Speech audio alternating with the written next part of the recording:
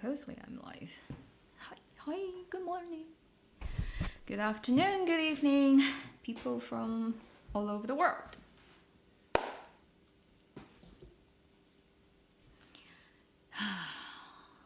April.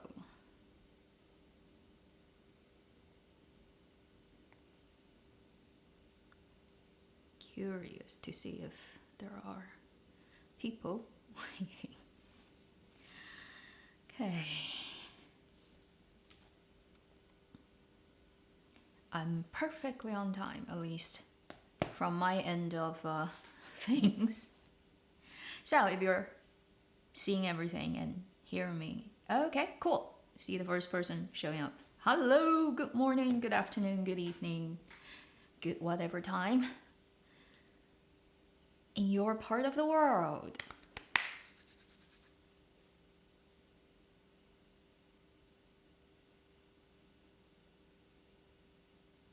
Wow, that's a very long message. And 不是68盒吗? I haven't heard about that drama yet. Hello, hello. Oh, so many familiar people. How are you? How are you doing? What's the weather like? Is life treating you well, people?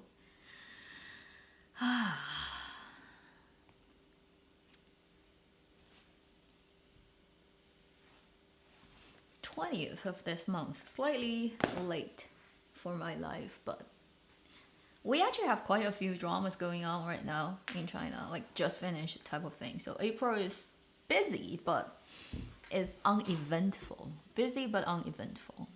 Not a lot of good stuff, but a lot of stuff still are going on. 9:30 here, Jamaica.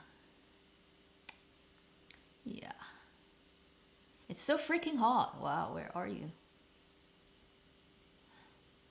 We're getting tiny bit of snow today, but it's not gonna stay because it's above zero, so it's gonna melt the moment it comes down. And this year is already considered warm for Winnipeg. We're middle of April, and we've already seen actually a couple of days that went during the day went up to like 10s, which is very warm for April here. Usually you don't get that until May. So all likelihood, this year is gonna be very delicious with all the what is it? The cankers, like the worms that comes out of the trees from in Winnipeg. If it's a big warm year, I'll take photos and put it on Instagram and then freak everyone out. You have to shoulder that with me if you subscribe to my channel with the bugs shock thing. We shall see. By late May, those things should be coming out, and if they are, I will make sure everybody on my who subscribes to my channel will suffer with me. Oh yeah, bad news in K-pop world. I think I caught up with that one just before I went to sleep last night, because it started to show up on Chinese social media as well. Just before I went to bed. I have no idea who that idol is, but it's pretty sad. Only 25 years old. Hiya. Life.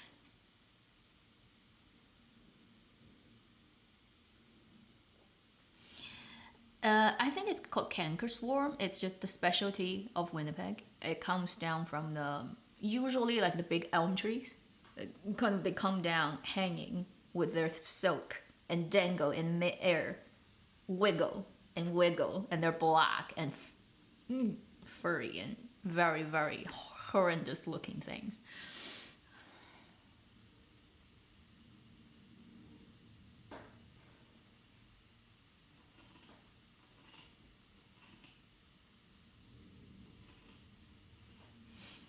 Any idea?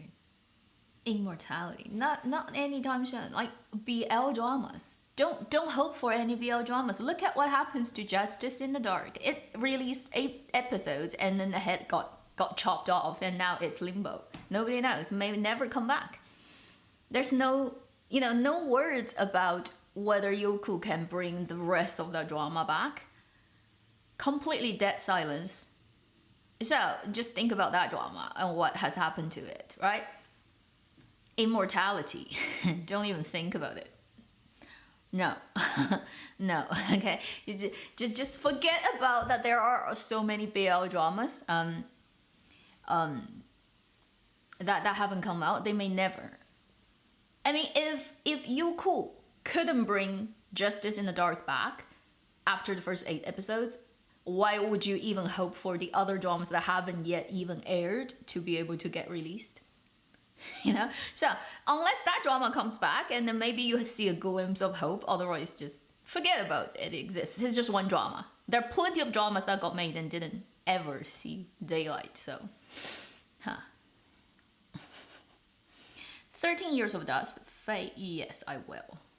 It's shot in Chongqing, and they really this time took advantage of the landscape.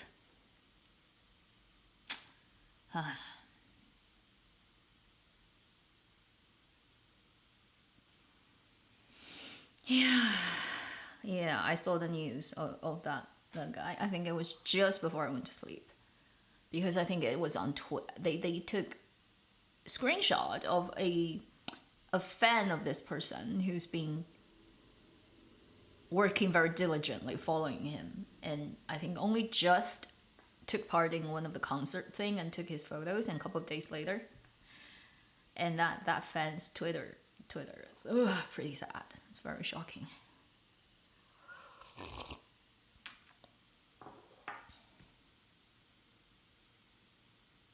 Why they even tried, I don't know. Yoku is just don't even look at Yoku as a normal organization. It's mental. I don't know who is running it, specific persons or group of people, but they're like they have no idea about what they're doing. Like, track record over the last how many years that I've been looking at Chinese drama and making videos on dramas, and you've seen that. If you watch a lot of Chinese dramas in the past few years, you've seen like Yoku is like they first have no idea about like the quality of stuff on their hands, what is good, what is possibly or probably gonna make it big or not. Then they don't know how to promote stuff at all. They don't know how to position themselves. They just have no clue. They're clueless. So why Yoku put it out, I don't know. It totally is like because it's Yoku, so it's possible, and you can't explain it because they don't do things following any type of plan and logic. It just happens. So I'm not surprised at all. It's from Yoku, but so yeah, unless that drama gets moving, I don't see how the not yet released ones would even dare showing up now.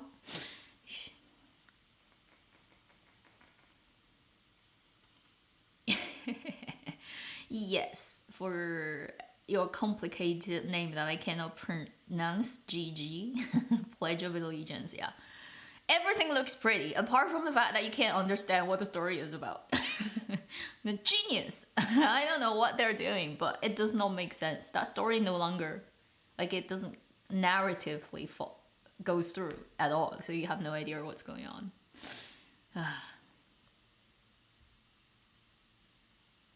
Do I prefer iQIYI or Tencent? I don't prefer any of them.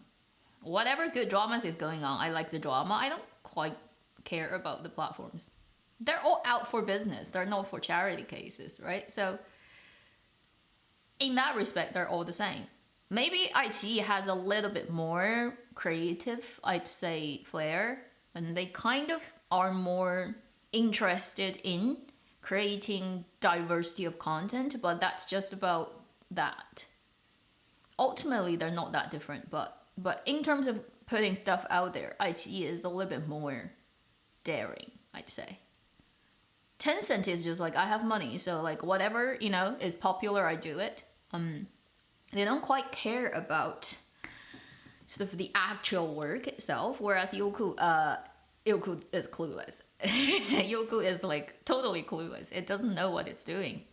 So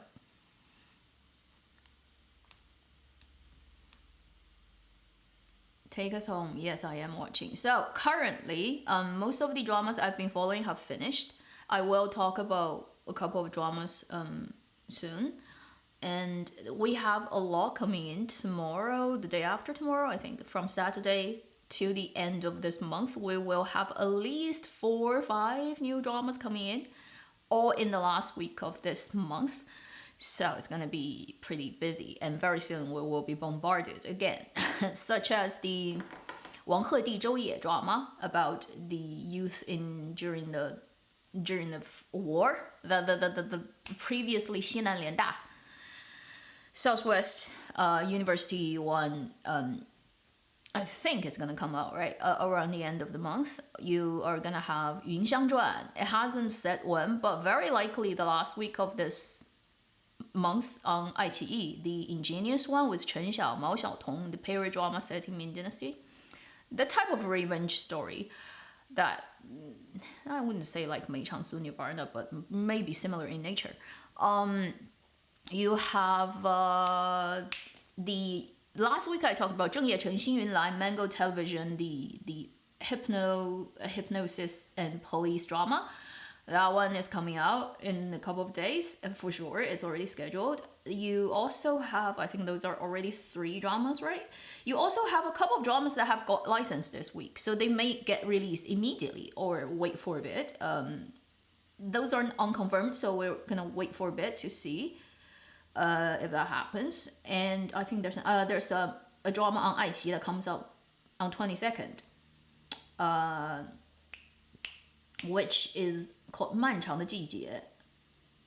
I'm not sure English title. I've talked about this I think once. It has Qin Hao, Li Gengxi leading it. And that's 4 dramas already. How many more? The Wang Yuwen, Wang Ziqi drama. So the 3rd time of these 2 actors working together. That drama hasn't said when, but it's gonna show up pretty soon, I believe, because they start to promote this week. So if you like these 2, you know, the Wang, anybody have watched all previous 2 dramas they've been together, this is the 3rd time, and that may come out anytime. So that's like 5 dramas already, right?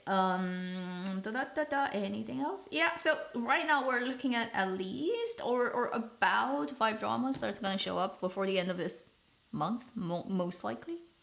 And maybe there will be more. So that's a lot.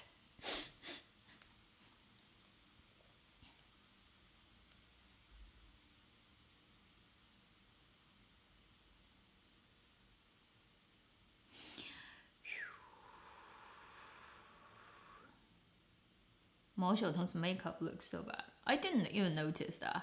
I think she just she is because in the drama she is more like a guy, like she's dressed up more like a guy, right, than a girl. So it may not be the most flattering hairstyle, I'd say. Ponytail, high ponytail.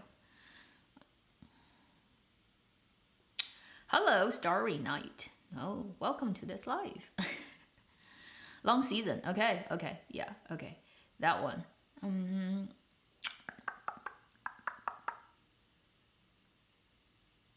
You get that watch and recorded stream. Thank you.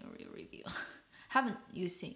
I checked one episode of 两不疑 and I jumped immediately out and decided never to go back. It's so bad. Oh, like you'd better just watch the animation and don't even think about the drama version. It's bad. It looks so bad. Oh, I'm very surprised that by the year 2023 mark, people can still make such bad content, like proper drama, not like household production. You know, it's like you take your home video camera and then do it with your cousin.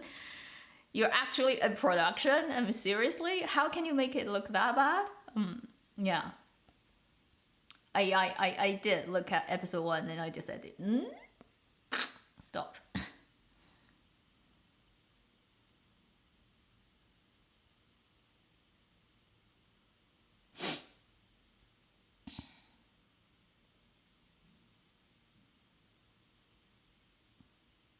Cross-dressing?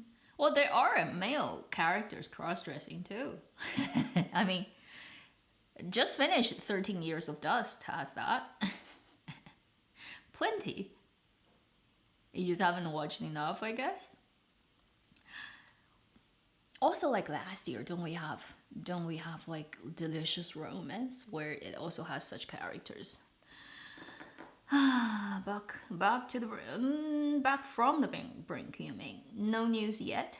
Because YK right now is all on till the end of the moon, right? So they're gonna put all the effort into that drama until either it no longer kind of can give them what they want, or and then they're gonna release more dramas. So I mean, honestly speaking, 安乐传 should come out first because that drama has been finished for so long on Yoku and it still is waiting to air and it still hasn't happened. I mean, in terms of who got made first, right, and then coming out first, like, there's so many dramas kind of queued up before Back from the Brink, even because that Yoku haven't even done anything about.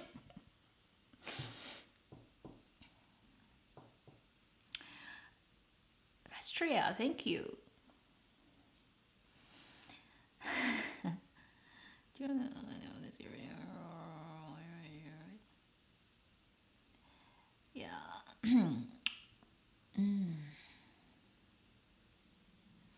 I mean, some of the dramas I probably like. Yeah, like I wouldn't always have the same verdict at the end, but some of the dramas I dropped.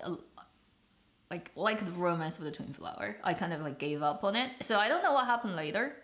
I can't quite talk about it because I haven't really seen it. I was just looking at the episodes that I've looked at the moment. I was like, it's about that point. But then if later it got bad or, then there are too many dramas in Chinese dramaland. So you're never missing too much because you always have more.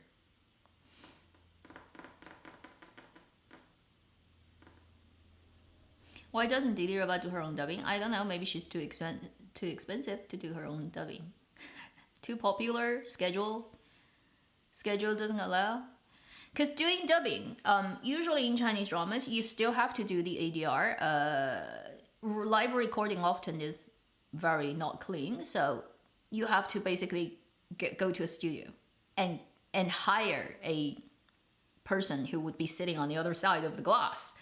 Like recording it and telling what is good and bad and what needs to be adjusted. So you need to hire at least 2 more people working with the actual actor, get them physically into a studio you've booked, which costs money, right? To rent it for 2 days, 3 days, however, or a week.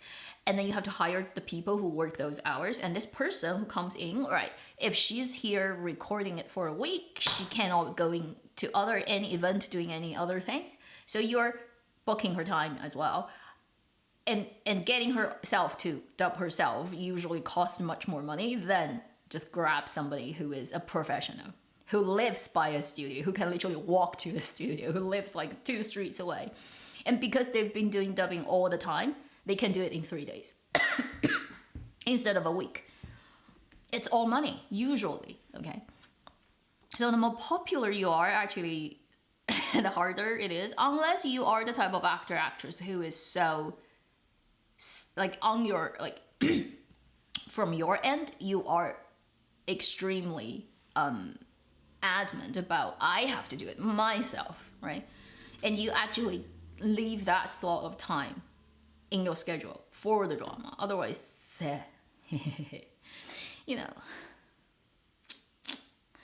money, money, money.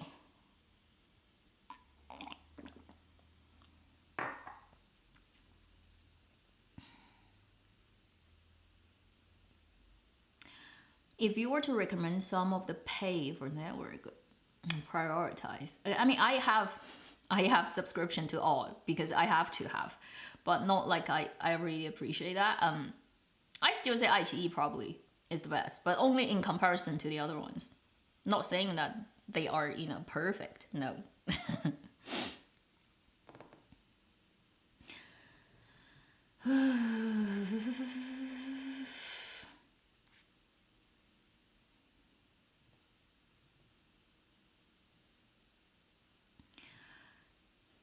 Dura20, thank you for super chat.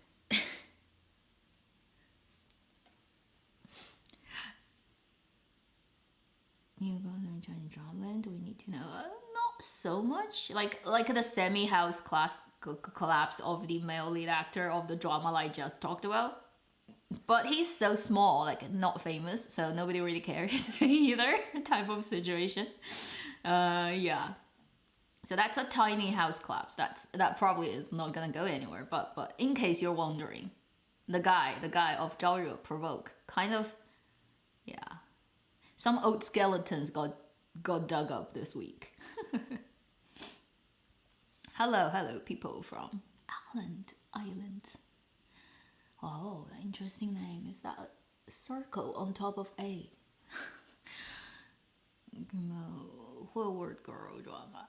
I have very vague impression of that drama. I don't remember much now. Is that the Tan Songyun and Yang Yang one?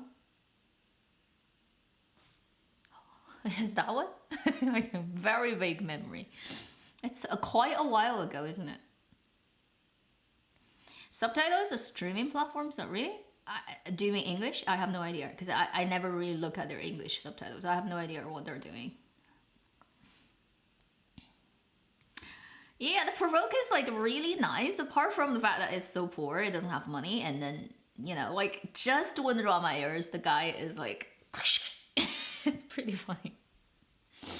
Tells you again that no matter if an actor or actress is super famous, not famous at all, you know, like whatever status they have in the industry, is like, don't fan anybody.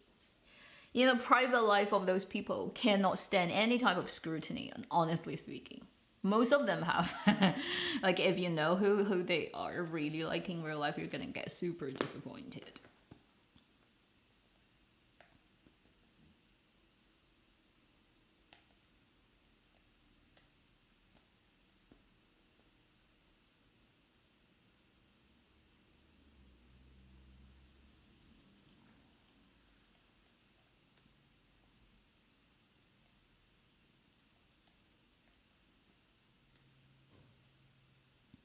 For Ding Liu Gua today, I have no idea. I'm not yet caught up with it. I got up and I start to get ready for this. I haven't really checked social media. Did shit happen? Like during a couple of hours, but when I was asleep, I have no idea what has happened.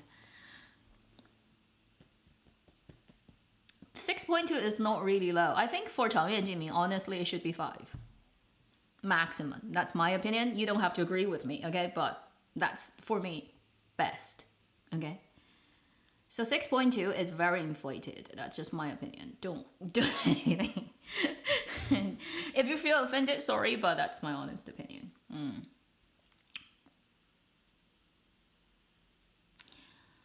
terms of the actors getting hate, right, themselves, I wouldn't say like it's anything that they've done that's super wrong. It's a very standard kind of idol drama sort of performance and production that you see in so many Chinese dramas. So honestly, it's just normal, and I don't find it very shocking in terms of like that it's not great.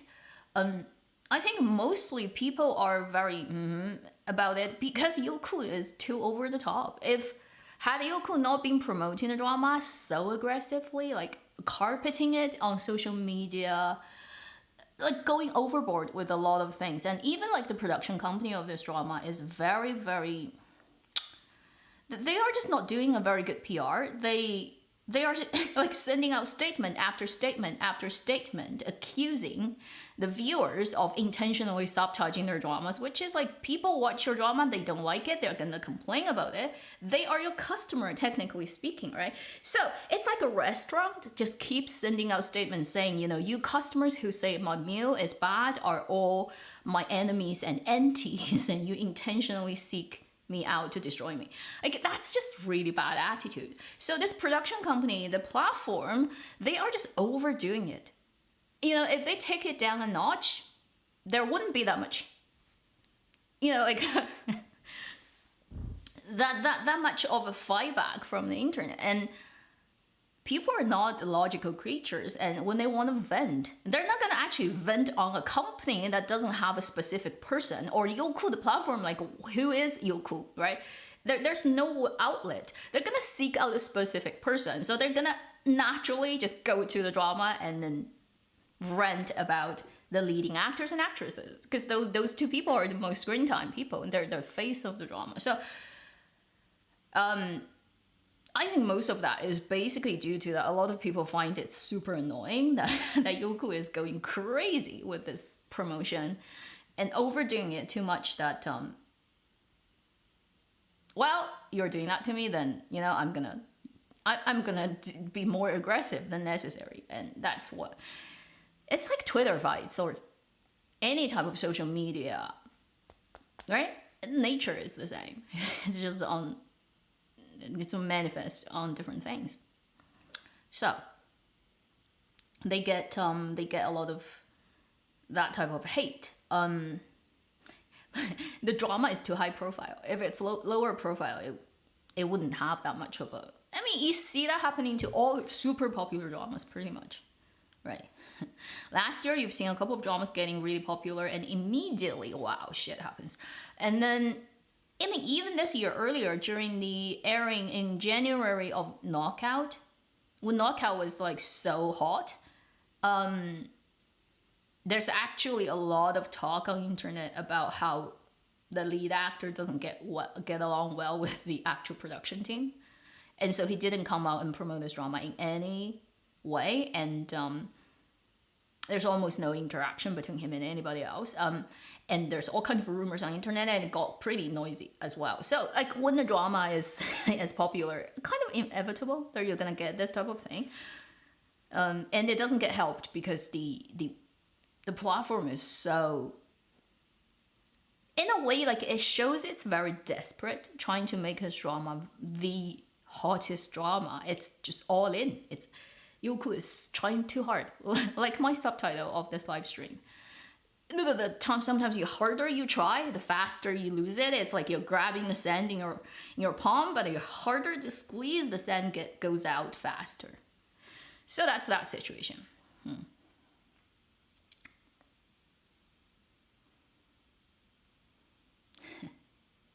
I get all the hate. I mean, yeah, if I get paid that much, I wouldn't mind. Like, people can rant about me all the time. Fine. When I see the number in my bank account goes up, like, it soothes all negative emotions.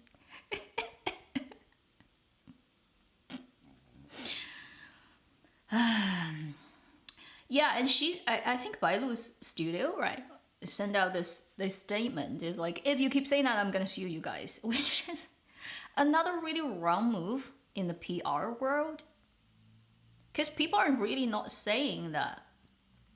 They're just saying the way she's talking about these things needs to be, like, people needs to be aware of the fact that a woman keeps saying she thinks all the girly things, the words that are, she uses it in a very negative way. It's like looking down upon girly behaviors and things and characteristics, which is in itself very stereotypical. Like, it's a stereotype, right? You think, and then on the other hand, like, she sort of emphasizes that she's different from the normal girls. She's more like a man, and that means you subconsciously think that being masculine is, by nature of being masculine, better than feminine, right? So that's the problematic point of things, and people are saying, like, 2023, this is 2023, where do you have to be aware of these type of things? And then they compare her to other actresses who have said similar things in the past, but realize that there's problem in that kind of wording and that kind of being a public figure and saying stuff like that. So they come out and apologize, whereas compared,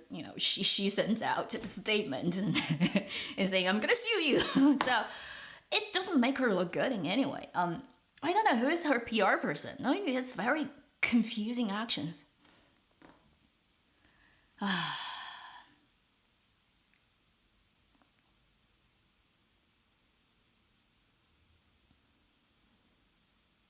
Just want to ask you, actual profession. I'm the Renaissance woman. How about that? I don't know. It's the best word to describe that currently exists in human language.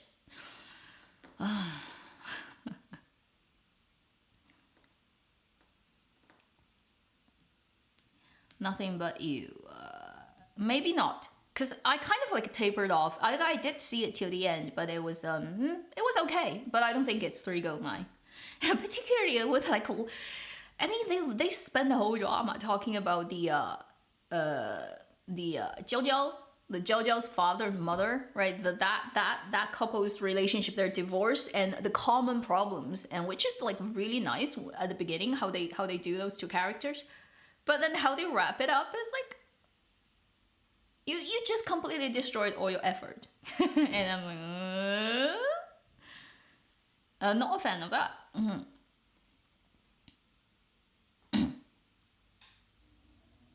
Tu Taoyuan. I know, she's pretty well known. She rant. She's like mostly ranting about people.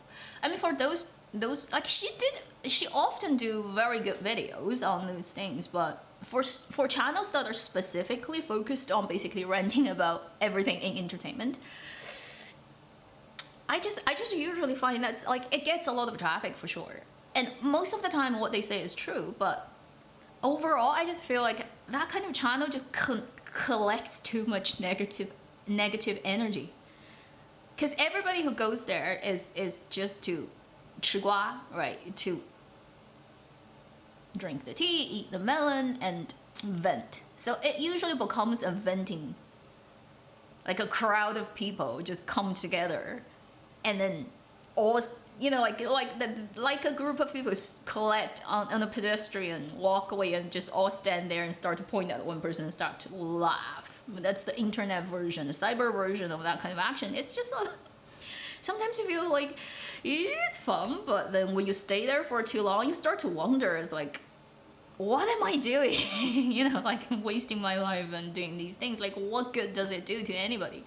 So sometimes it's like fun to listen to that for a bit, but then often I feel, I don't know, like I feel for a channel and for a creator, if they focus their channel on that, it's just over time, it's just gonna collect too much negative energy.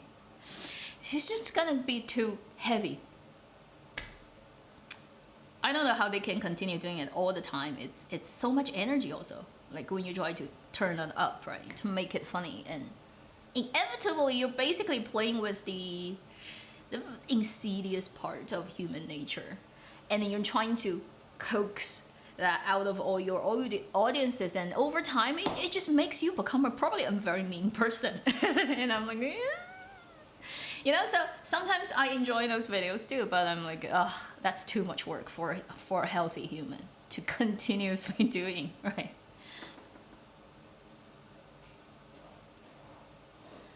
There's a word for relaxing and venting. Relaxing and venting. I don't know. Is there? Like one word including both meanings? I don't think so. 爱妻对我而言, I haven't seen the drama, so 对我而言危险的他, I have no idea. I've heard about that title 10 times already. There are times when I just can't get around to watch stuff.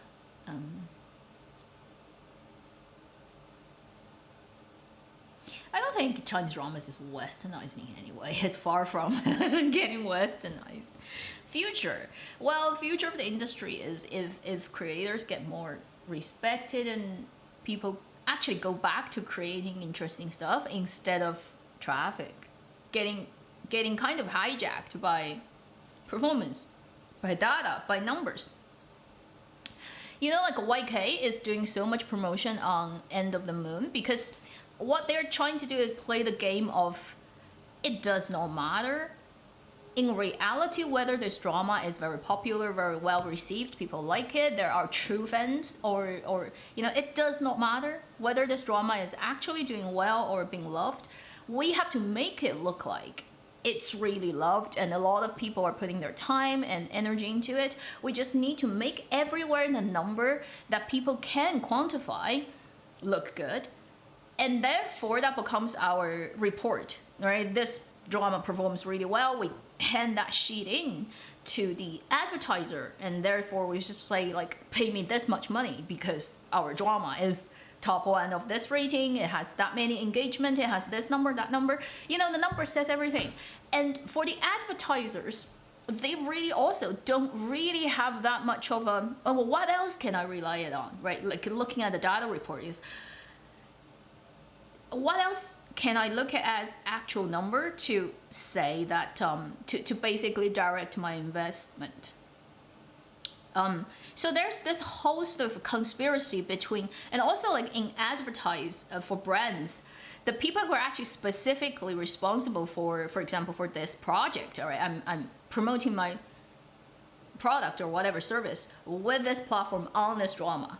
For the actual people who get charged with this job, they're from these, for example, advertise, whatever public relation department of this brand.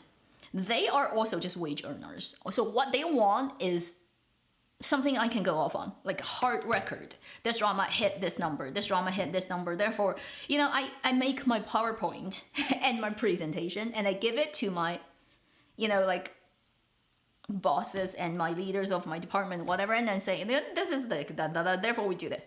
So everybody kind of conspire together.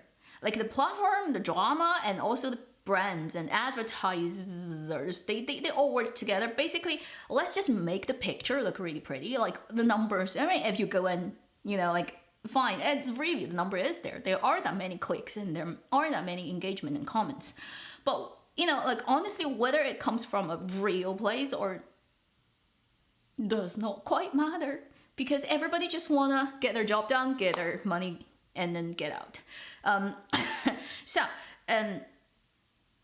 You can very easily see what is going on. Like if you follow, you know, there's task dealers, so funny, on social media, that are literally giving out tasks to accounts to go on this and review, say your review, say good things about it, or do this, or make a short video, put it on social media like Bilibili, Douyin, whatever platform, of promoting this particular role, like Luo Yunxi's role, or Bailu's role, or Chen Duling's role, and editing. Like they even give out very specific instructions. For example, 2 minutes, 1 minute, and you can promote, right? The character of this one, or these two couple, that two couple, don't do other things. Like it will be so specific, and then basically those accounts will be dealing those tasks out, and you pick it and you do it, and then come back and give them proof that you've put out this, and they pay you money. Like this has been going on for this drama, and if it's pretty like very they're doing a lot of this type of thing, and so that is what called creating 热度, creating popularity, creating the false appearance of that this drama is doing so well. There's so many voluntarily creating content for it people, and that proves it's doing well, and then it's doing other things, but it's just so it's basically everybody is just trying to make it look good so that they can get what they want for their own specific purpose. And it's going on very, very, like a lot, like at a higher than normal sort of like level, and more than usual dramas you see. It's definitely like the biggest one that Yoku has done this year so far, in terms of putting their effort into like using money to flood social media. Because these days it becomes a very weird thing, is that's like every data number you can get from social media is the only thing you rely on, and you show your advertisers. So you put all your effort into making it look very busy, and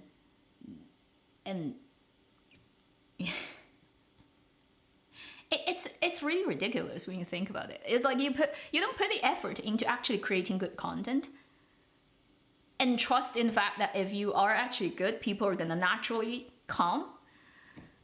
You put all your effort in this side of the business, and yeah. I mean, it's not the only drama that's doing it, but Yoku this time really did it very hard, and much more than usual. I think they bet big money on this. In terms of exactly what they did, you'll never know. But there's definitely money and some kind of stake involved in this drama. type of like this drama has to perform well on paper, like on numbers, on data, on every stream of like numbers we can collect on internet. For YK, this drama has to do well. They have like a high stake in it. You can tell the way how desperate they are is like, unless you're being chased by a tiger, you're not gonna do that. So you feel like they have a big stake in this, but you don't know exactly what it is. And then they're never gonna tell you. But there definitely is something going on. Yeah. So, had this drama not have done that much stuff outside of the drama, it probably wouldn't get so much of a backlash, I think. It's like kind of equal, the force and the reaction thing is. So the actors become the people who get hit at the forefront by public opinion, right? Because they are the specific people. They are the face of the drama. And it comes with the job.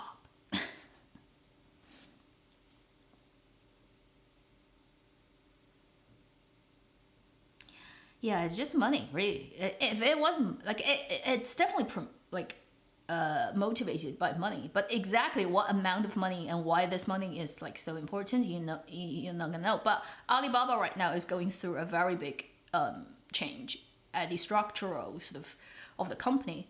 Alibaba, who owns Yoku and Taobao, Tianmao, and many other things, it's a big Alipay, like one of the biggest internet companies in China. It's going through a very big restructuring, and it has to be broken down. Basically, now I think the official sort of future for it is for Alibaba to become smaller companies, because it becomes a very monopolizing and it has to be stopped. So a future of it is Alibaba will be broken down into smaller companies. And in that process, where does Yoku sit? Does it gonna go under another sub companies, and what is its future? So YK, I think, is currently going through that. Who knows? It could be that it needs to prove that it still has a point of existing. Maybe one of the reasons why, because Alibaba is not having the best time. It needs to go through very big rebirth, and YK it's one of its babies, and the babies who are one of the baby who is continually losing money from day one of its creation. It hasn't made a profit yet. So that could be a huge reason why it's like struggling very desperately.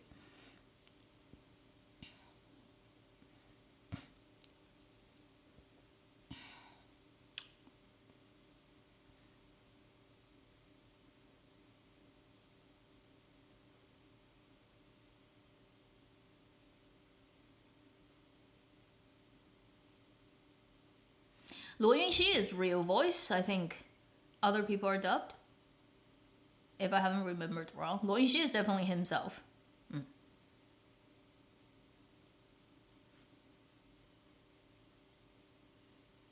Is Bai Lu her own voice?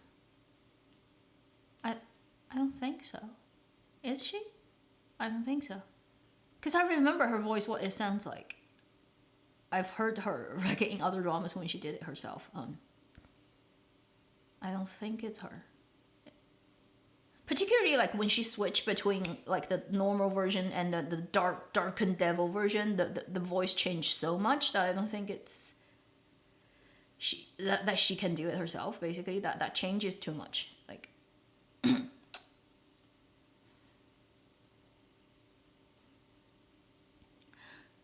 I won't make final review because I haven't watched Beyond Point episode 18. I stopped at 18 and that's it. I don't want to go back.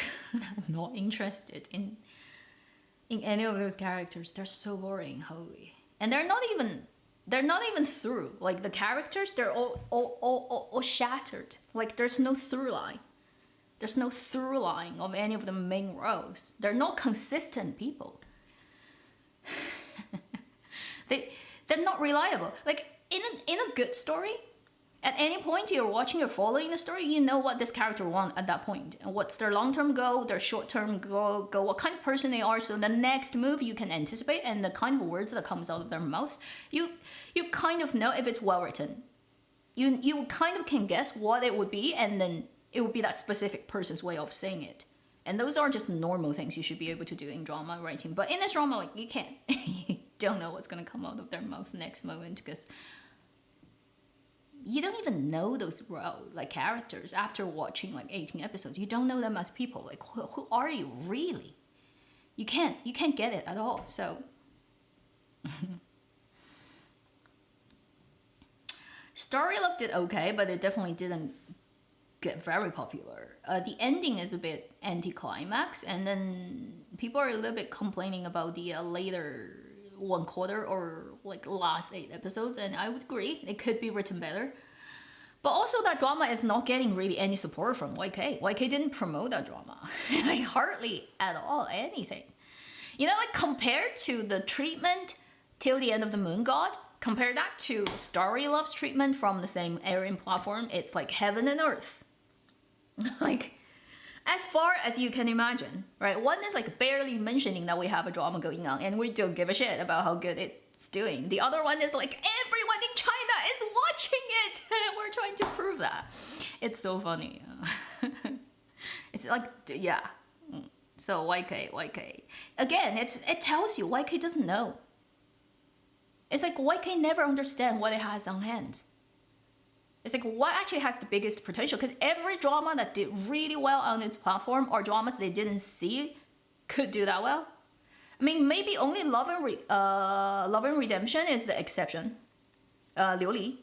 They kind of already wanted to make it popular, but then they actually did the copyright exchange with Liu Li and Mango, the Killing of the 3000 Crow, I think. Those two dramas are actually switched, I think, between them. So again, it shows that YK is very clueless about looking at all the stuff in its own storage, and which can be sold at a higher price and potentially can be a hit thing. It doesn't know. Like, it just like never understands. So it under promotes the stuff that could potentially make them a lot of money, and they over promote stuff that are really shouldn't be over promoting. So, and they've been doing that since what, 2018? Guardian? Like, since the early days of Guardian. Do you still remember? Guardian is the first, honestly speaking, carpeting the whole drama watching world popularity wise BL drama in China. Addicted happened earlier, but it didn't got that hot, and it got cut, right? Guardian is the one that ran to the end and become the first one that opened a new era of all the male actors trying to get BL roles, and then we know what happens. But think about that. Yoku had that drama, and it got it from Le Shi because Le Shi went bankrupt. And it's the poor drama that doesn't have money, and Yoku didn't know at all like this is gonna go anywhere. So they didn't promote this drama at all. It just got treated as, I cannot wait to throw this out and put it out there. And then, wow, they didn't see it coming. It overperformed probably 100-fold than they expected. And that's like 2018. So counting from then to now, pretty much every drama they bet heavy money, they think is gonna do really, really well, kind of just. And then the drama they didn't see is gonna get loved. And they didn't therefore bother to put any effort. Usually are having much better reviews and responses. So that's why I say Yoku has no clue about what it's doing. It doesn't even recognize what is good and bad. I mean, if a platform doesn't even know what is good and bad, I mean, how could it do things well?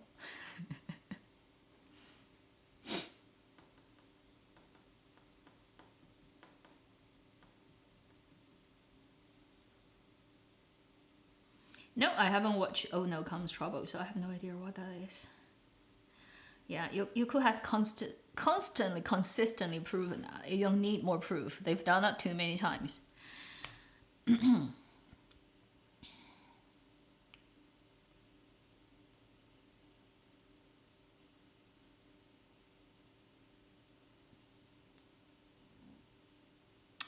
Yeah, well, 去有风的地方. Yeah, it's a pretty good one. 去有风的地方 probably I can like if it's a fluffy rating, it could sit on 3 gold mine. Maybe a 2.7, but then if we round it up, it could be. Overall, it's a very very nice drama, a very rare drama. I don't think there's another one exactly like it in Chinese drama land, right? 去有风的地方.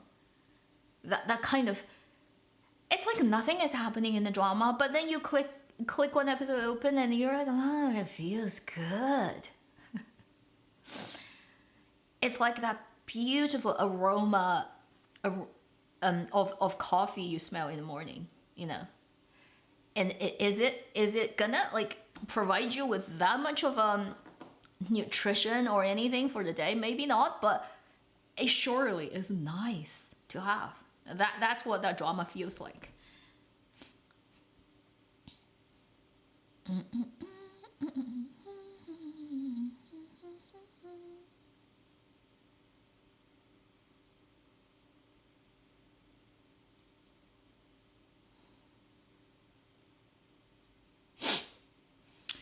I mean, Tencent and Aichi, don't think of them as rivals. Although they are rivals, they are also. I mean, think about Pepsi and Coke, or Democrats and Republican. That's the complicated relationship they have. Often they have like it's not like it gets released on rival. They share copyrights, so that it's cheaper for both of them. If it's exclusive on Tencent, this drama, it doesn't go on any, it will pay more money for it. But if it's, right, you have multiple platforms taking the copyrights, then you don't have to pay that much money. So, and often they also do exchanges. They do shares. So sometimes they share. For example, I have a drama that started to be exclusive with me, but now I decided to share parts of that to you. Then you give me a exclusive drama that initially was only on your platform, but I think it's kind of like good for me too. So we exchange that, and recently you just see that happening between iQIYI and Tencent of 2 dramas. They did the sharing thing, which happens a lot. Because I think for both of them, they've got nothing to lose, and probably got more to gain by doing that, so they will do it. It's just business. It's not like I'm just like charity again, like just throw money out. No, they do it because by doing it, it will give them more. Then that's why they do it. That happens a lot between platforms.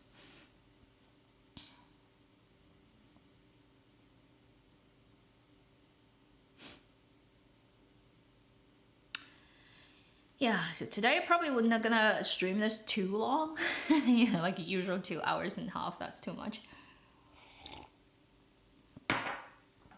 I'm more looking forward to the future dramas that's gonna come in a week's time, than like the ones that are going on right now. I've been following Longcheng up to yesterday. Today I haven't checked out the 16, 15, 16 yet. Yesterday was 13, 14. The Take Us Home. I don't know if I want to continue till the end. That one is 36, and it's not bad by any means because all the actors are very qualified. I don't see a huge problem in any part of the writing or the acting at all, but it's just so depressing. That story is depressing. And it's not the 乔家的儿女, the 白宇正午阳光 drama that was very volatile and extremely blood pressure rising immediately. That type of like every episode you get like that kind of reaction. For Take Us Home, it's less that, but it doesn't mean it's like a comfortable watch. It's like, what the heck? Like that plot like that happens and you're like, seriously? It's just like very normal, very calm, collected people, but saying things and doing things that are beyond your understanding of basic morality. Constantly you're like jaw dropping, but in a very quiet and depressing way. If you've watched Take Us Home, you know what I mean. So I may not be able to stick till the end because it's just Baiyu. Is it because you've played Jiangyang, therefore you suddenly just decided you're gonna start playing all those depressing and absolutely sad roles? And can you pick somebody who is just less depressing and just more superficial? Come on, you don't have to be the deep and complicated guy all the time. Like, yeah, oh wow, this role is. After you've seen like Long Night, do you think he's pretty sad, right? I mean, this drama is also pretty sad, like in a different way. Not so dramatic as to you have to die to prove a case, but wow. The kind of family he's in and the way that they suck the blood out of him, like as if he's a blood bag. It's so bad. Oh. Anyway, so Take Us Home is very depressing, okay? So if you want to go in, just like make sure you're going at a very high vibration rate. Otherwise you may not be able to take it. You're gonna have to quit before it even get anywhere. You're like, oh, too much. Stop.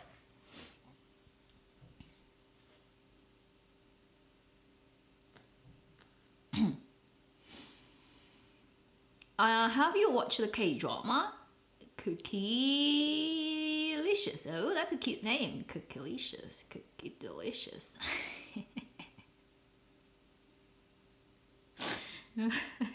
Reminds me of like words in Chinese such as 玛格丽特斯拉. If anybody gets the joke. Glory. Yeah, I have. I've mentioned it, I think, in recent videos. I have. Are you okay with my Lily? And she doesn't look 26. Yeah, she looks like 36. And it is a little bit stretching it. Also, her hairstyle is so bad in the drama. You know, she doesn't look good with that. Like I don't look good with that either. We have the type of face that wouldn't look good with that, but it's so like a wig on top of her.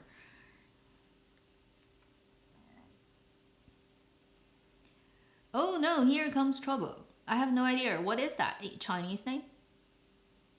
Comedy? Supernatural? If you let me know the Chinese name. Yeah. Yeah, she's a singer, right? At the nightclub when she was younger, so she needs to be a little bit like Dongqing in 13 Years of Dust. Is Till the End of the Moon worth watching? As a story, no. But if you fangirl anyone, I mean, you can check it out. But then that drama doesn't make the people look the best. If you think about all the leading actors and actresses, and they've looked much better in other things before. I think at that point, everybody would agree with me. No matter if you like or hate this drama, agree or not agree with my verdict on it, you probably would agree. All the actors in that drama have looked better in other things. Yeah, the styling and the lighting is so bad. The makeup is so bad. The eyeshadows, oh.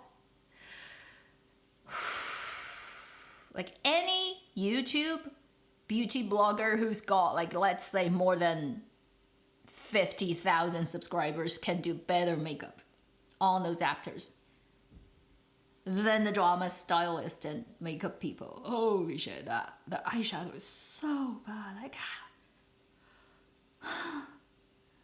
how can you make that happen for drama? It's really hard to make makeup look like shit with drama production because you have so much light. You have so much light on the people, and good camera lens and light eats makeup like crazy. So in reality, if you see somebody, you will see, wow, they're so made up, the heavy cakey makeup. But once the light shines on them, it looks perfect on camera because they actually need to overdo the makeup to make it look good on camera. Camera will eat away color, contrast. Like lipsticks usually like has a huge difference when you see it in real life and then on a good camera. Even like DSLR camera with a proper lens will eat away the color. No matter what you do, it's gonna lighten it. Always, okay? So So, and then with a big light on your face, it's just gonna eat more. So it's very hard to make makeup look over the top with proper lighting on a drama. So I don't know, like for this drama, it can make that look so bad, like how bad the actual makeup could be in real life. And then the lighting, like what the heck they are doing, because it's just so bad. Haven't seen that kind of level of bad lighting for a while. 不良执念清除师, huh? How weird the title. Okay, I'll try to look it up.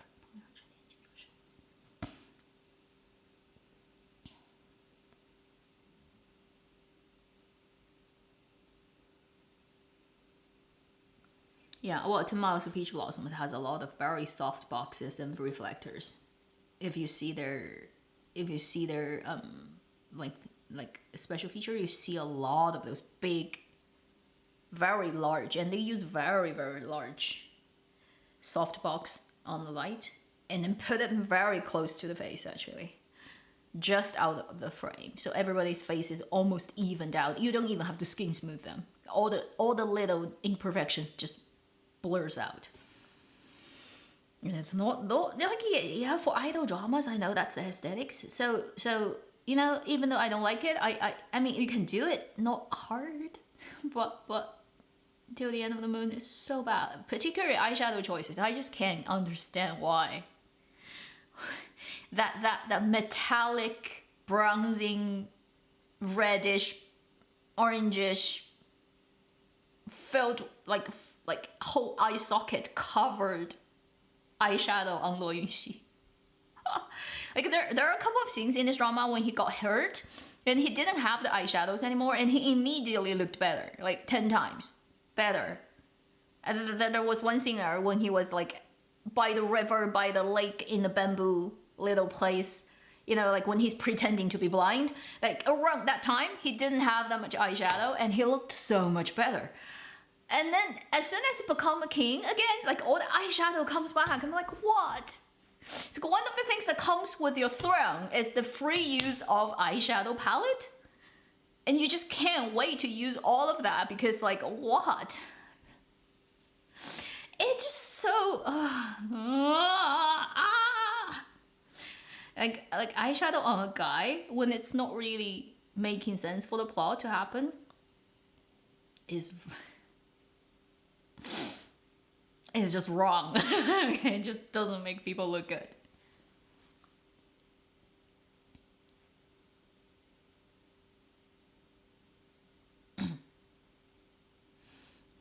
I think you're thinking too much. It's not Chinese meme. Murals are wall painting. Chinese traditional painting doesn't even think about shadow.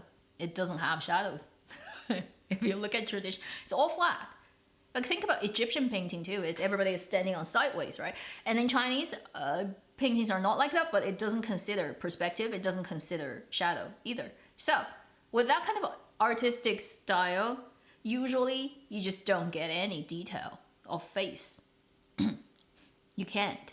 Like without using shadow, how do you give texture? You can't, right? So.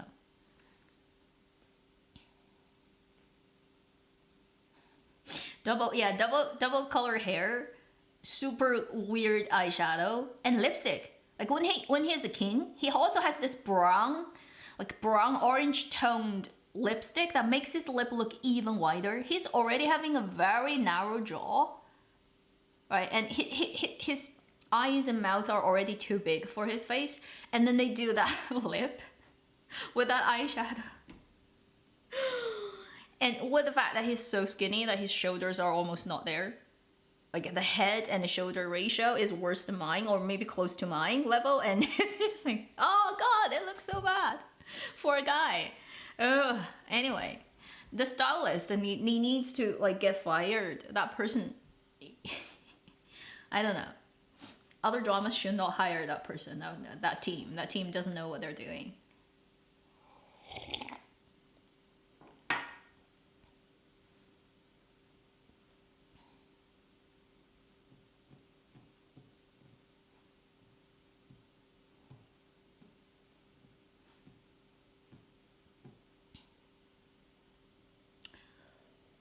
no idea about those names. You know, when a Chinese actor somehow has like a foreign English name, like officially on drama list where no Chinese people actually knows about and nobody ever uses it, it's very confusing.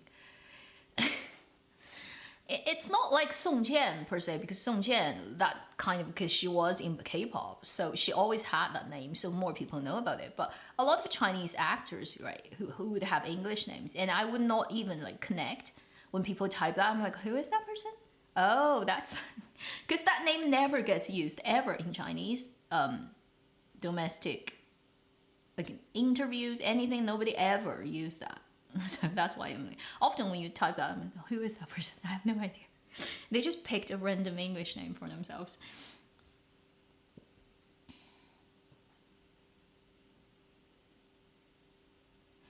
Hu Junwang Yibo film, it hasn't officially released yet, right? Has it? No, it hasn't. It maybe have previews going on, premieres, previews going on, but I don't think it has officially, because it's 27 or 28. The actual official release of the drama, the film.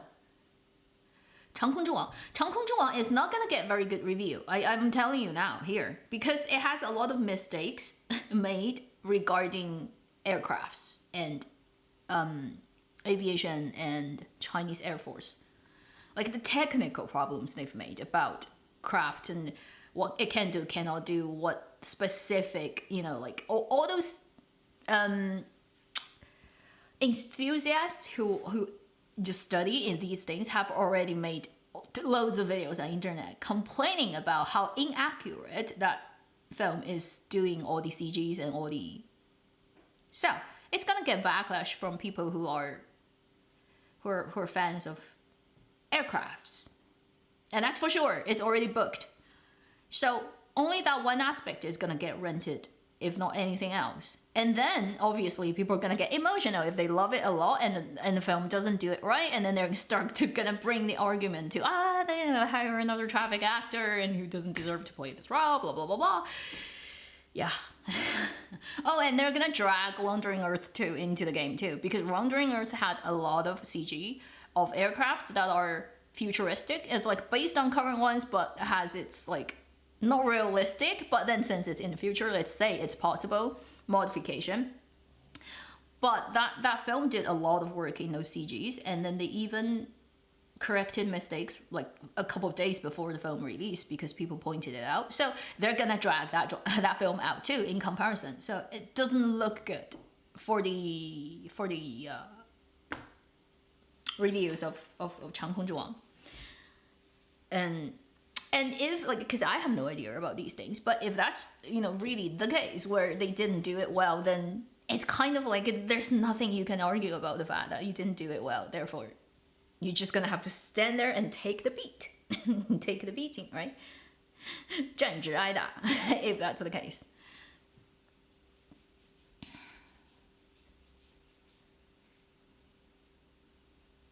I don't know aviation, but I know people complain about it since last year. Since October, because they released a trailer last year, October, before October, and got really, really laughed at by aircraft enthusiasts in China. So it's not like it's secret. It's pretty... And I have no idea about these things, right? So I'm like, okay. And if they have problem then they have problem now. And what can you do?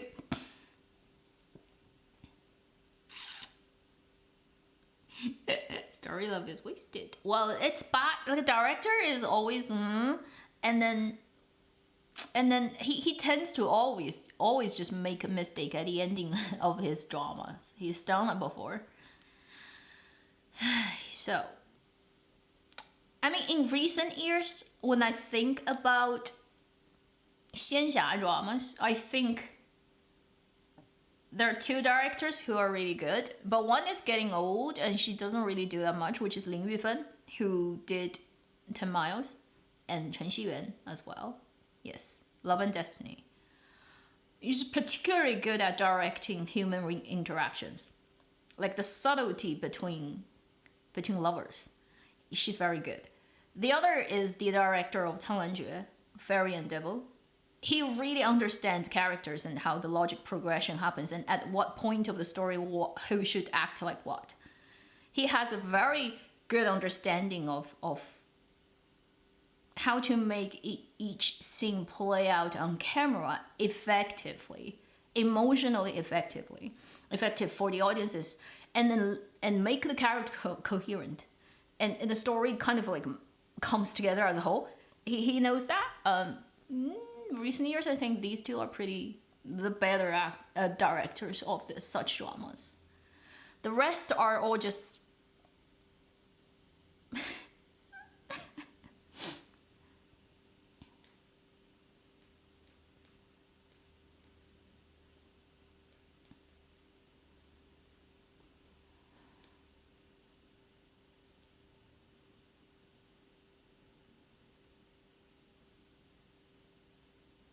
Liu Haocun. Well, Liu Haocun is always gonna get rented. She's the politically incorrect person, kind of, in the industry. The type of why do you even get the type of projects you get? It just does not make sense level.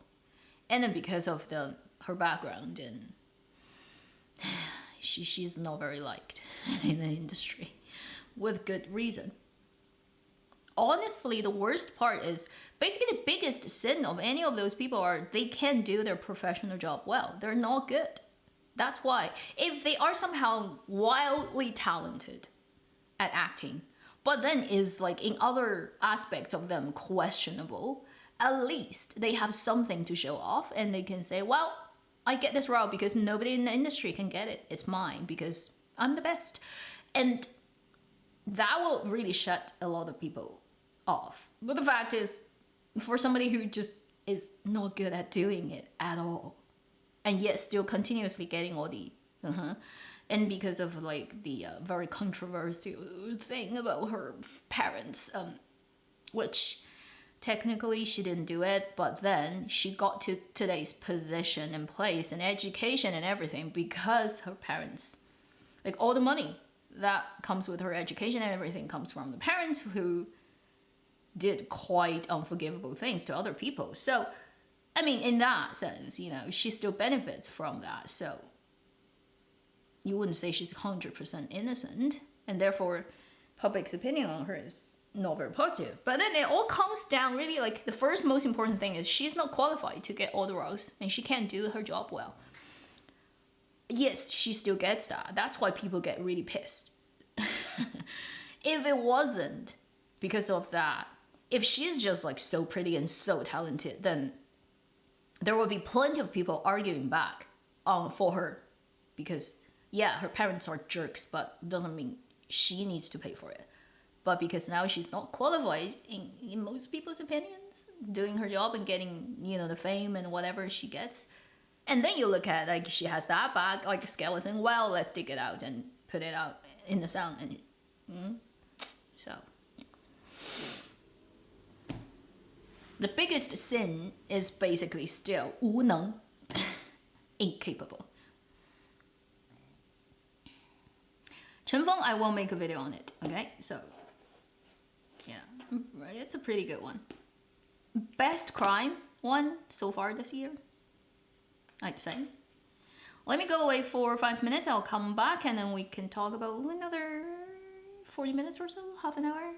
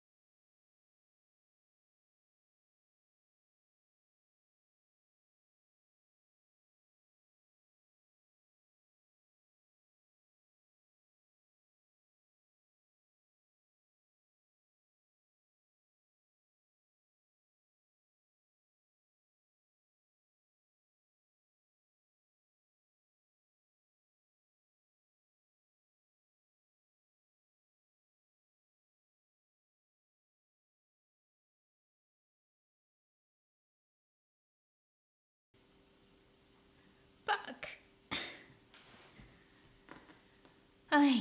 So I'm just reading your chats. 张艺谋亲女儿. No, she's not 张艺谋亲女儿. She's like, she saved 张艺谋's life. That's what is being said on China's internet, isn't it? Like, she must be 救命之恩. She must have like 救命之恩 to 张艺谋. Otherwise, why? Well, I mean, more honestly, maybe she has some kind of family ties. Or like either she's the relative, somebody who is like important, most likely. Or it's just personal to Zhang Yimou, where Zhang Yimou owes a debt to some people, type of situation. Like that probably is the most likely two scenarios. Most of these young people in the industry who kind of come out of nowhere and suddenly getting a lot of very good roles and stuff, usually they actually are from, you will never find out background family. Okay, they're tied to politics, tied to the higher level of society, let's just say.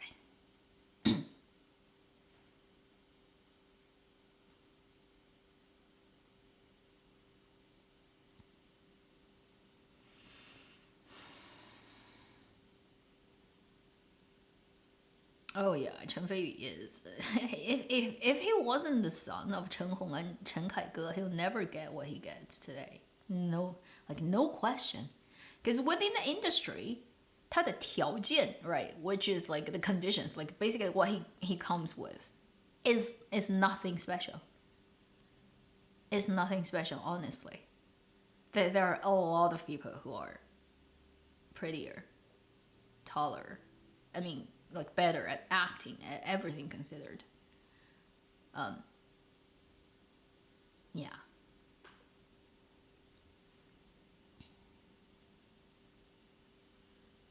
If it wasn't because of that, he would not even be noticed in the industry. And he needs a lot of Photoshop. Like the completely unphotoshopped photo of him is only good to hear, because he's got pretty eyes and nose. I would say, but then from this point down, the dad's DNA starts to show, and the mother didn't win the whole face. She only took half of his face. So Chen Hong's beauty genes only went that far.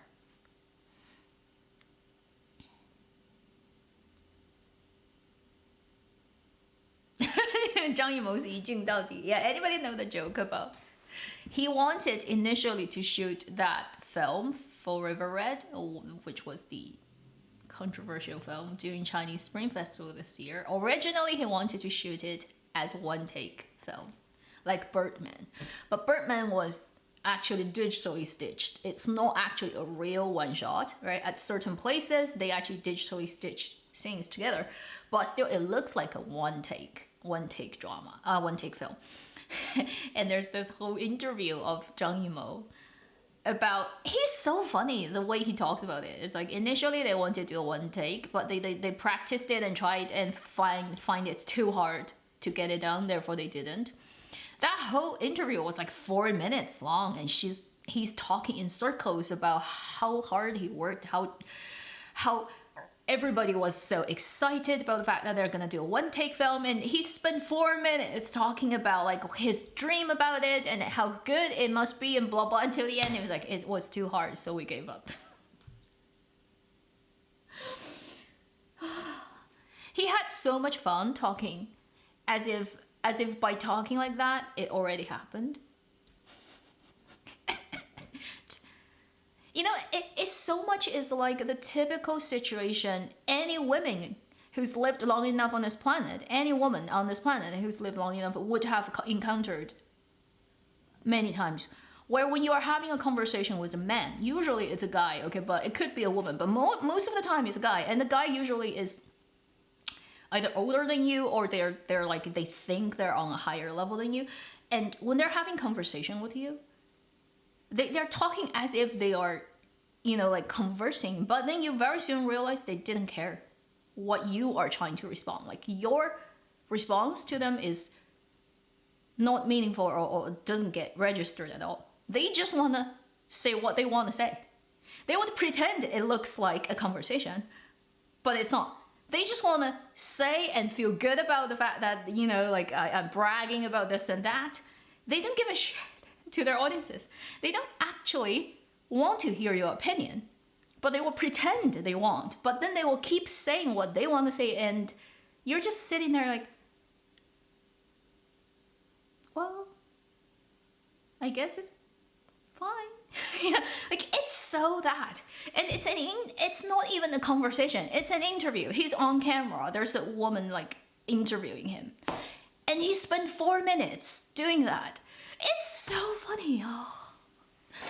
Like I see so many men in his face, like when he was having that conversation that I've encountered in my life, and it's man-splaining, but it's a form of man-splaining that's completely not engaging the other person. Like zero engagement of the other person. It's like talking to himself. Only that his eyes can see you. That's it. But the rest of him is completely disconnected in the conversation with you. It's so that, and it's so funny. And I just find it's really weird that Zhang Yimou would do that in a public interview. And he would actually have no problem of that being publicly broadcasted. And he didn't even see it's a problem. And it's out there. And now it's been made into hundreds of versions on internet in China about people dubbing him and changing his lines. And it's so funny. Every one of them is like a masterpiece of comedy. And I'm like, how can you be so disconnected and clueless about... Like, he finds it's okay, basically, to say that in the interview, right? And then, what's the problem? I'm the biggest director in China. Obviously, when I say that, it must be everybody would rave about it. Even if it's just something that happened in my imagination, it didn't get made, but it does not matter. Oh, wow. Like a human can feel that good about themselves. That's some magical power.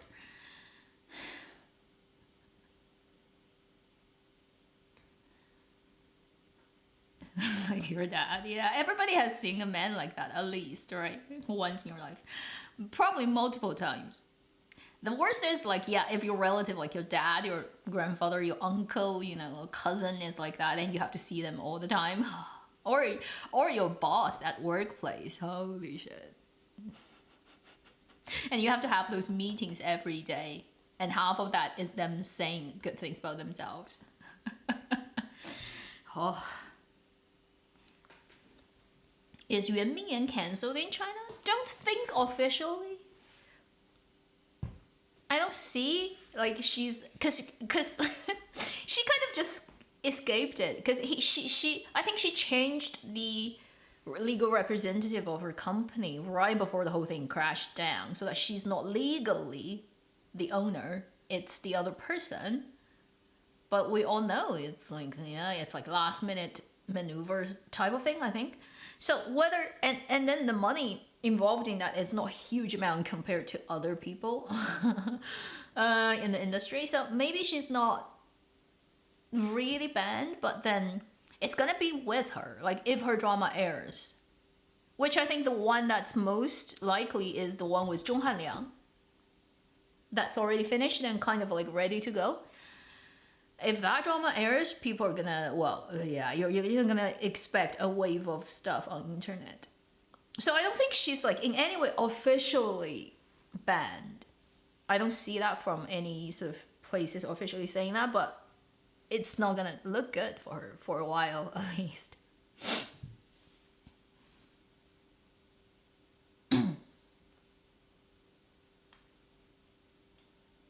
95后. I'm not so remembering who was born at what year. That's the thing. It's like sometimes I'm confused about like how old they are, so I don't remember age. Super young ones, I really like Wenqi. She's one of the best, I think. Most hopeful, but it depends on what kind of projects she picks. But in terms of like raw material, right? As an actress, Wenqi is very, very, very good. Probably the best. Like I can think of, Wang Shengdi is also good, but she's still too young. So you're needing a couple of years to see, particularly when she turned like the adolescence is really important for all actors, actresses. Because sometimes people can start to grow towards a direction where they no longer suit camera. And this is a very cruel business. Lens camera are a type of thing that it prefers a particular type of people. And you can't, like, there's no way to work around it. Some people just look good on camera, and some people just don't. And after adolescence, you kind of get the idea about how they're gonna finally kind of look like. Before that, it's hard to say. Because a face, when it looks good on camera as a kid, not necessarily look good on camera after they've gone through full bone development.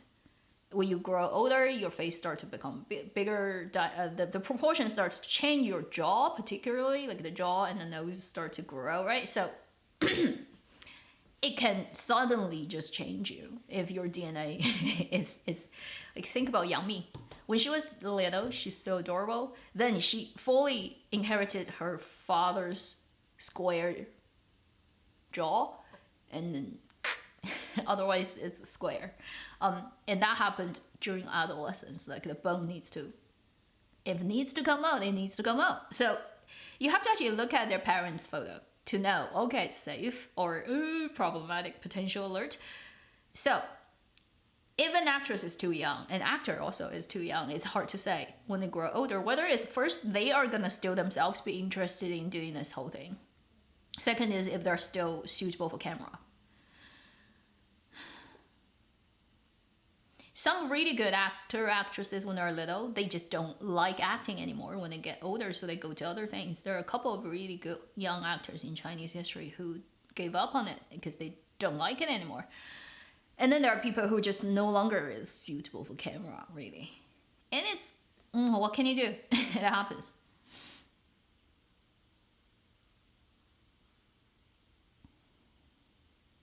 Yeah, some people, like, they have, Wu Lei looks very much like when he was younger. Chen Xingxu, Li Landi, both of them grow almost like proportionally just enlarge. So that they don't change much, which is good for them being actors. It doesn't happen to everyone. I changed a lot. Like I'm one of those unfortunate people who looked like two different person compared to when I was a puppy. I looked like a totally different person. If I go back and look at my old photos when I was like 4 or 5 years old, I'm like, who is that person? It's like, that's me. Really? Completely different. You wouldn't be able to tell, I think. It's the same person. Almost can't tell. Yeah, no. You have to look at my photos when I'm like a 10 at least, and then you can see, okay, there's a similarity now between then and now. But if you look at 4 years old me, I'm like, really? I'm those unfortunate people who's got the gene when, like, my peak time of my 颜值 is when I was a peanut. And then I reached the peak of my prettiness pretty much like since I was born. And then after like I got to 6, 7 years old, it disappeared. I had my best time and it's gone. I peaked too early. You're like one of those unfortunate people. So if you're like me, you understand. I remember when I was like 3 or 4, very vaguely, I was very little. But I remember when I was 4, I often go out with my mom to like markets and stuff, and then I get compliments everywhere. It's like, oh, this girl is so cute. She's so pretty. And I get like so much of that. And it all stopped after I got into like primary school. It ended there officially. Yeah.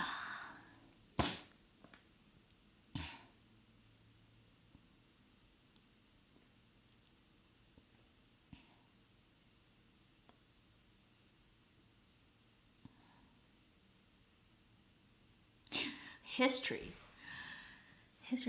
Well, like you can only go back as far as like if there's reliable portraits of those people, right?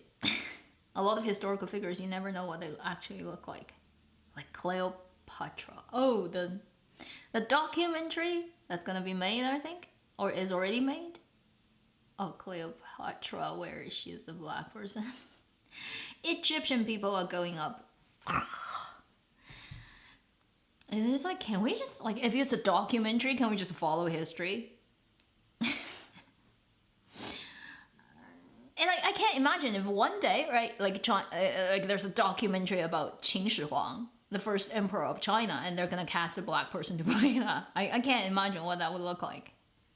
It will be like diplomatic disaster, and I don't know. People were gonna send missiles to the producer's house. Also, it's something that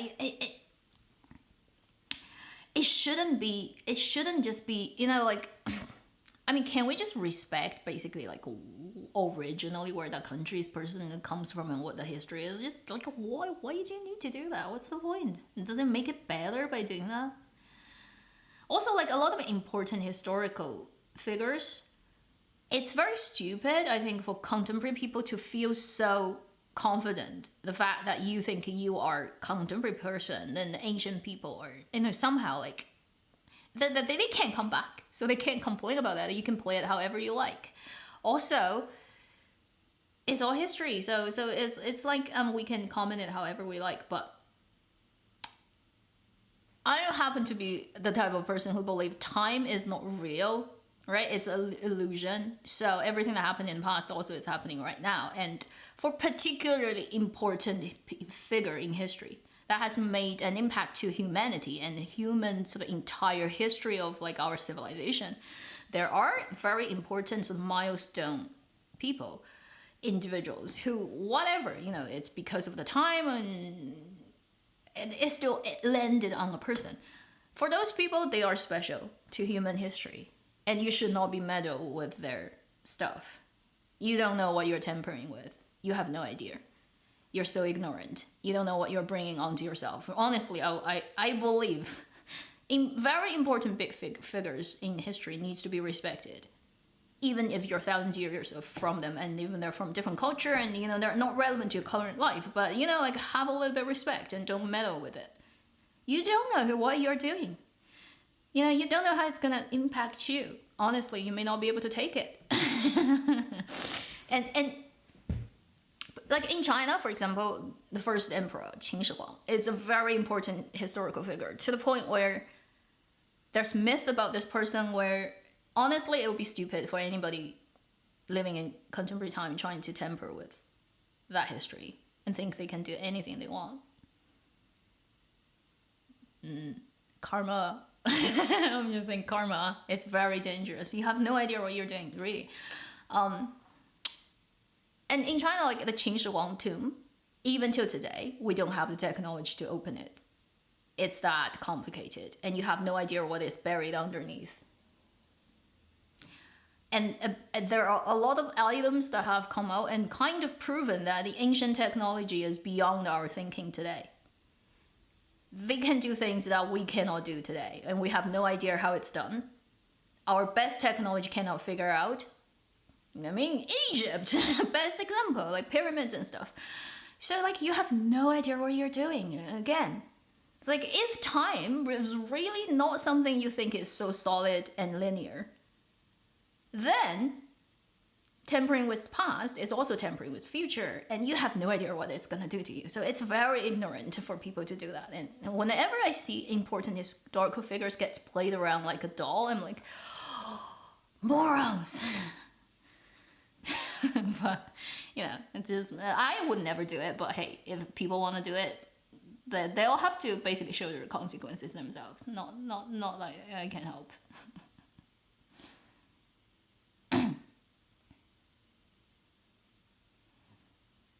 Maybe like the Qin series of dramas, 大秦帝国, they're all pretty good. But like minus the last one, the Zhang Luyi led one, you can ignore that one. The first three ones are pretty good, but they're very old. It's hard to get a good subtitle version, I think. And then they start from very early of Qin history. So you can watch all three dramas and you still don't see Qin Shi Huang because it's all talking about his ancestors, his fathers, grandfathers, and the generations before him. But they are all very important. If they haven't done the things they've done, it wouldn't lead up to the point where he can do it. So it's like his whole family generation's effort after generation after generation after generation finally kind of actualized on him.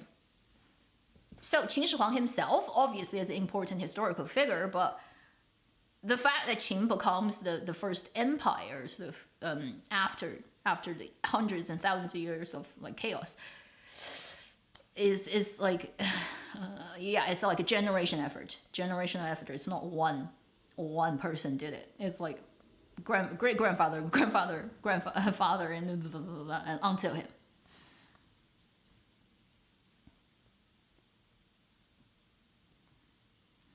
I don't know. History, there's no most correct adaptation. Also, is like Chinese history is too long. You don't have one drama that can cap everything. No, not possible. You can only have one period, right? One period, one dynasty, or one part of a dynasty that gets put on. So in China, like history, when you think about Chinese history, the perspective of that is like we start with the counting of thousands. Like a millennium gets like 1 millennium is different from the other one, like not 100 years. So it's a little bit over, yeah, crazy. So hard to compute that really.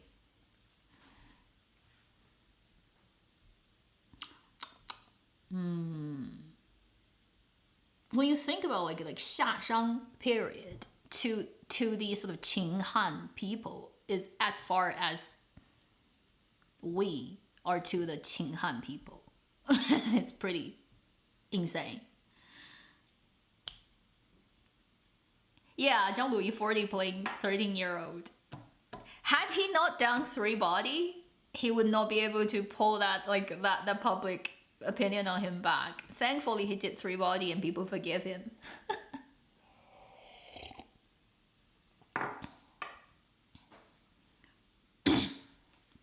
Long River is only looking at one period in Qin Dynasty, right? Which is true. It didn't need to get done at the time because Huanghe is just too troublesome.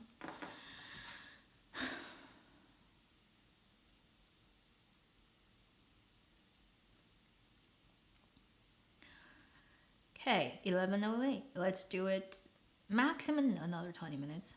And we can end it so we can cap it at 2 hours. Which will be very short for my live streaming. Usually my live stream runs to 12 o'clock.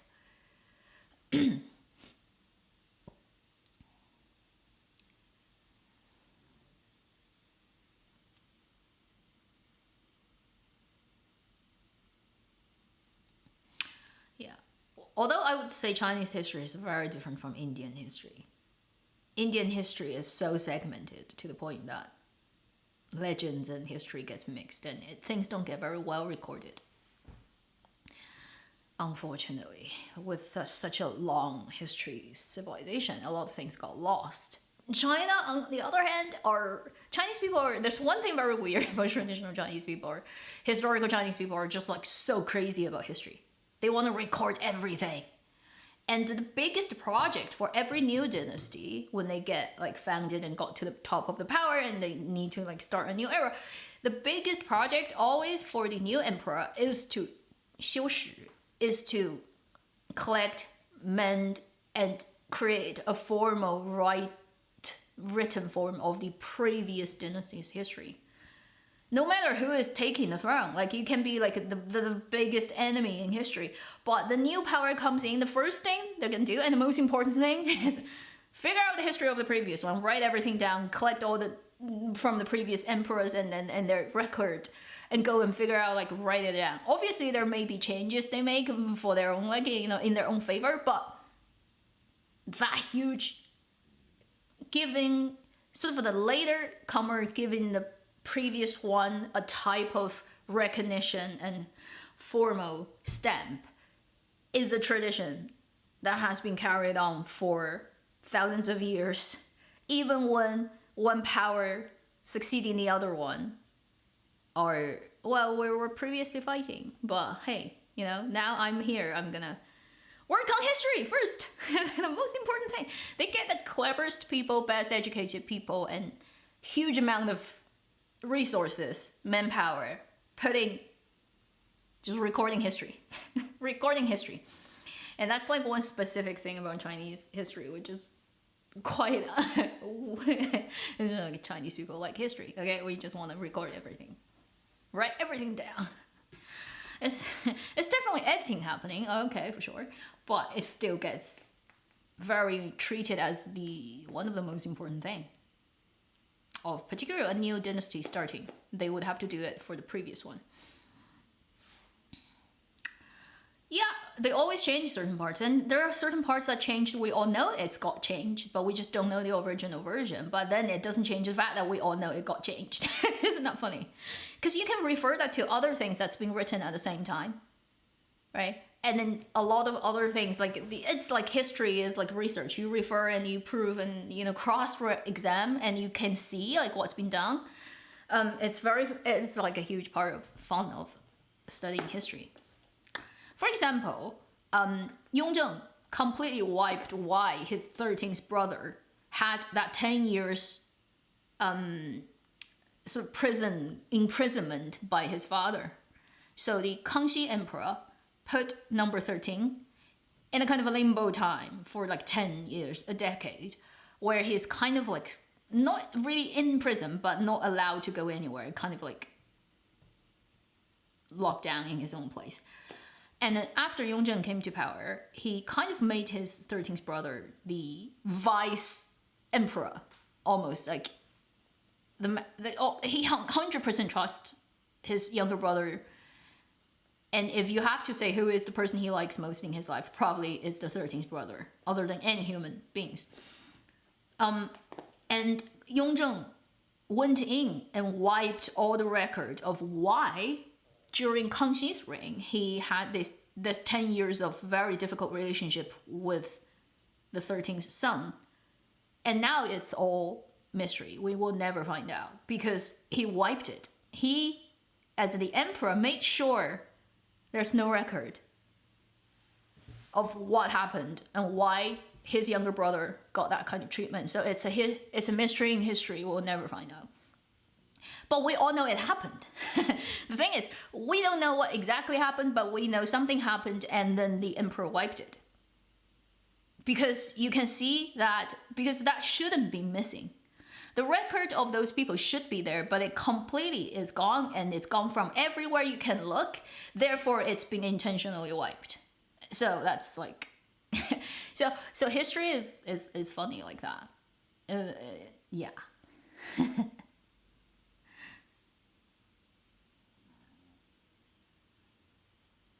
It's pretty good explanation. I mean, it must be something, right? And then number 4 is on his brother's side, and he doesn't want the thing that gets like basically kept in history to make his younger brother look any worse. He wants that person to look perfect.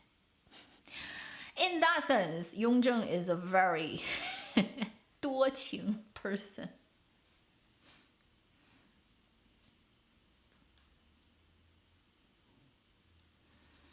Yeah, there's always that rumor. The whole thing of him getting the throne is not fully legally, is always there. Always has been. Yeah. But then,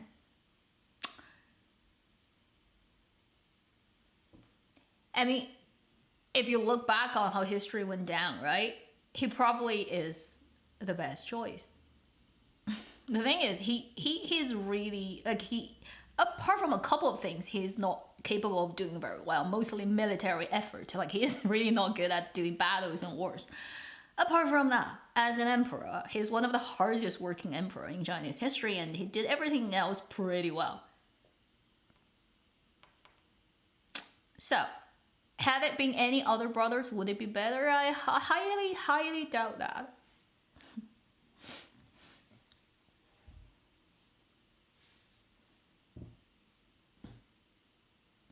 Yeah, and the whole the 圣旨 thing, yes, that's like definitely a rumor. Basically, there's a rumor about he changed like a character or stroke of that a Kangxi Empress will and made it 14-4 so that he become the successor instead of his 14th brother, which is impossible. That's not true in history at all, because those wills are written in both languages, in Mandarin Chinese and also in Mandarin language. So in Chinese you can change that, but in the other language, no. You can't change 10 to, like the number 14-4 with one stroke. You can't do that. It does not happen in that language. So that's definitely not true. But in terms of like whether it's the type of gently forcing your emperor father to just like, you know, because at the end of his life he has no choice. He's surrounded by your armies and your people, and if he doesn't say something you like, you know, he's not gonna die in peace. So he gave up. Maybe that could be, but you're never gonna find out these things. Although you look at it, consequences and results of history, it's not too bad for for the Qing court. They picked the right person to do the job. And if it wasn't Yongzheng's workaholic sort of way of doing things, it probably would be worse for them.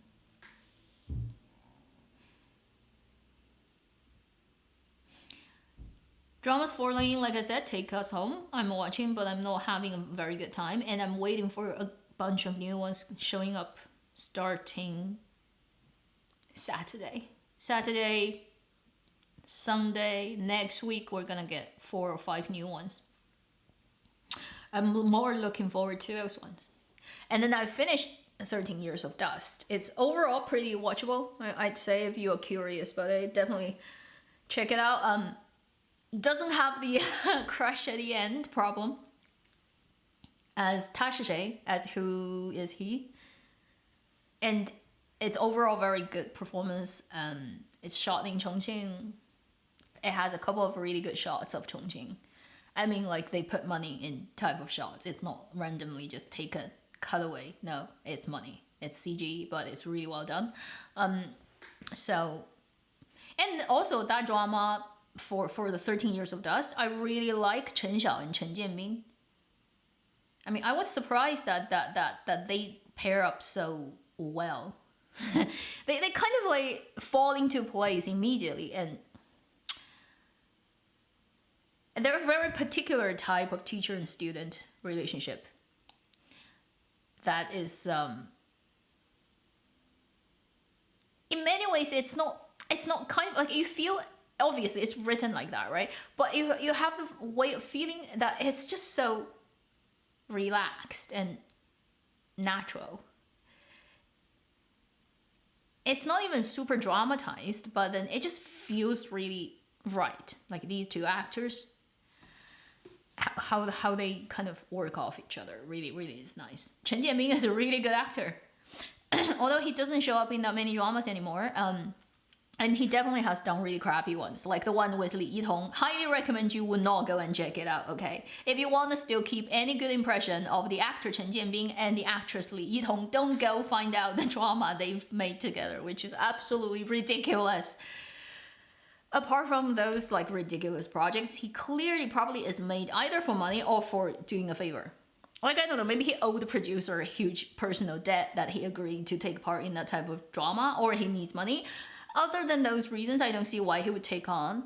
It's horrible, but he is a really good actor and director. And when he is doing a proper drama that is right for him, Chen Jianming is 四大爷. 四大爷 is 四大爷. 四大爷 is really 四大爷. He shows you like he knows what he's doing. Horror. There will be more, I think, horror. The genre. There will be more in the future. I'm pretty sure. Give it time.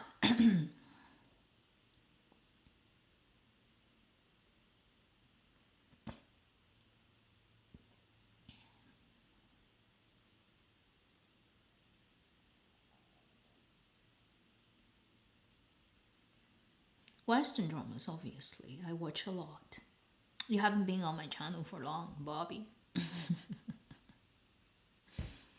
There were days when I watched a lot of US shows, okay? But not these days, not these days anymore. But let's say like anything that's 5 years ago and then before, like all the well-known ones, I've probably watched them. All types. All types as well. From person of interest to Smallville, believe it or not. I think I stayed until like the last but one season and I gave up because it was like ridiculous now. The best part of that drama was from season 1 to 4. And afterwards it started to got ridiculous. Heroes, oh, the days of Heroes. Even older ones, the Vampire Diaries when it was hot, I've watched I think the first 2-3 seasons, or two, yeah. I mean, so a lot of US shows I know them. I mean, Sherlock obviously, the UK shows. The UK I've also watched. The Spooks. Yeah, believe it or not. Like every season they kill a male lead actor type of thing, or yeah, the MI6, MI5, blah blah blah. UK shows. I mean, I'm also a Darren Brown fan, although I haven't seen his stuff for years. But back in the early 2000s, when he was super popular in the UK, I've watched everything of his. I've even actually went to a real show, a live show, in London. Some September, because I remember it was raining. And is it? I can't remember exactly, but it's in London and it's like Victoria's Theatre or something. And I went to see a live show of Darren Brown. I've done these things in the past. It's a long time ago. He still had hair back then. So imagine how excited I was when I saw him showing up in the 3rd season of Sherlock. When he hypnotized John. I'm like, Darren Brown, seriously? He's such a cool person though.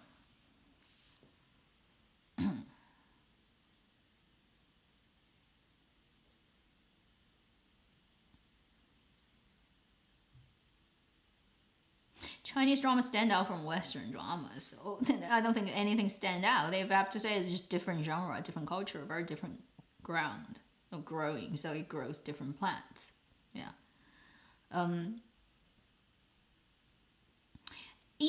I say each type of like country or whatever, they have their own strength. The particular type they do really well. And then there are genres that only exist in certain culture, right? Like xianxia, for example, like it's a Chinese thing, and you don't find it anywhere else. But that's like a mixed blood of wuxia and then fantasy, West fantasy, but also web novel culture in China that started in early 2000s again. It's a very actually new thing. It's not very old. So we're gonna stop this live stream pretty soon, but one final thing I just remembered, I didn't say earlier on. Somebody asked me whether I watched Glory. I said I did. Netflix has been working with has been doing a lot of Korean dramas, right, in recent couple of years and doing very well, like the Squid Game and then the Glory, and they're gonna do more. Although, okay, this is a thing that I think a lot of Chinese drama watchers, one side is or industry people have recognized during this whole Netflix and Korean drama thing, which I would put it out at the end of this live stream out there here, and for you to hear and what you think, is actually really destroying local Korean drama production industry. Netflix's injection and meddling with the whole ecosystem of Korean drama production, because of the super success of a couple of dramas in recent years, has seriously effed up Korean's own drama making industry. And that damage is gonna take years to recover, maybe never. And maybe it's gonna change the game forever for it. And so for the health of Korean drama land, it's actually a really bad thing. Really, really bad. Although Glory, the other dramas are very successful, and yeah, you can't deny it. But it has completely effed up its market. And unlike China, which first it doesn't allow foreign powers to come in and do stuff like this, particularly in the cultural stuff, it's very tight, the regulation. The other thing is China has a big enough population base to absorb that type of impact, I'd say, even if it happens in a way or another. But South Korea, it's so bad for the actual industry there. So although I watch Gloria and thing, it's pretty nice drama, but it only is valuable and good for a couple of people involved in the project. It makes them more famous, more money, you know, like it only benefits these people. For the rest of the industry, it's so bad. It's so bad. Might as well hasn't happened. But you can't turn back the hand of time. Oh, don't worry, it's not gonna happen in China. That for sure is never gonna happen. China is very tight on these things. It would never allow Netflix. Like, think about Google and China. It got kicked out of China. Okay? So if you even dream about it, you can do that. Good luck. You're never gonna do it. China's censorship system, it's just like no way that you can have that happening. So it's not gonna happen to Chinese dramaland. But for South Korea, it's just so sad for...